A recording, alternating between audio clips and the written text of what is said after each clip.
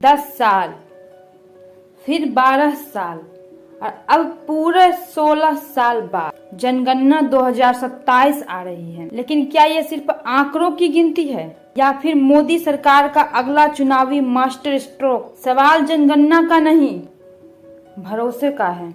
इस वीडियो के आखिरी में हम जनगणना पर क्विज भी करेंगे, तो लास्ट तक जरूर देखें। मैं प्रिया स्वागत करती हूँ करंट 360 पर। Let's start the topic.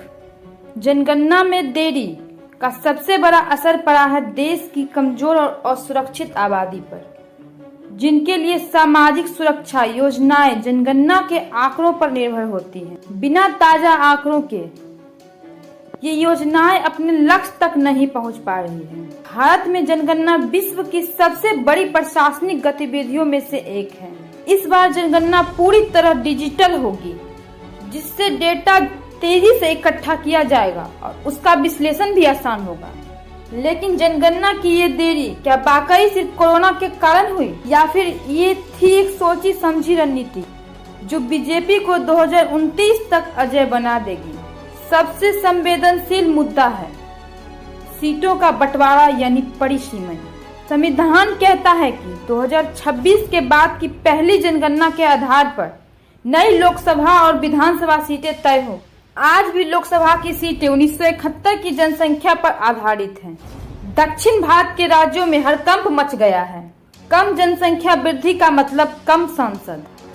Modi सरकार ने अब तक इस पर अपनी स्थिति साफ नहीं की है। ऐसे में यह जरूरी है कि सभी राज्यों और पक्षों को साथ लेकर एक आम सहमति बनाई जाए, वरना लोगों को यह लगने लगेगा कि जनगणना की देरी केवल इसलिए हुई ताकि हिंदी भाषी राज्यों को ज्यादा सीट मिले और इससे बीजेपी पार्टी को फायदा हो।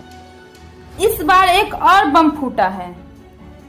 1931 के बाद पहली बार जातियों की गिनती होगी।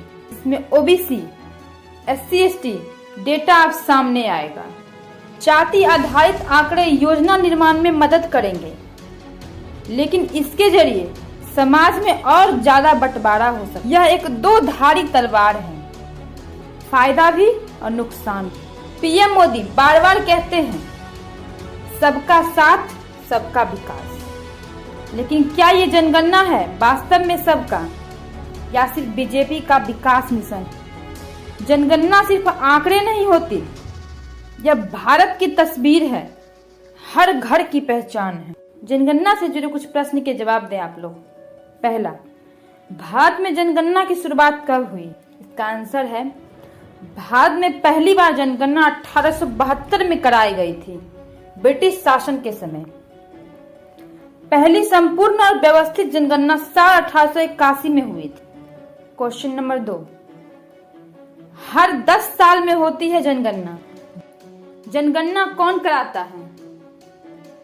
भारत की जनगणना को भारत सरकार का गृह मंत्रालय, मिनिस्ट्री ऑफ होम अफेयर्स के तहत आने वाला register general of census commissioner of India कराता है।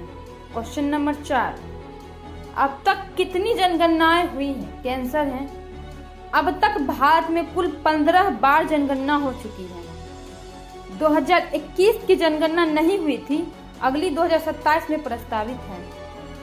क्वेश्चन नंबर 5, 2021 की जनगणना क्यों नहीं हुई? इसके जवाब है कोविड-19 महामारी के कारण 2021 की जनगणना को स्थगित कर दिया गया। क्वेश्चन नंबर 6, जनगणना 2027 में क्या नया होगा? यह भारत की पहली डिजिटल जनगणना होगी। कास्ट सेंसस यानी जाति आधारित जनगणना भी इसमें शामिल की जा सकती है।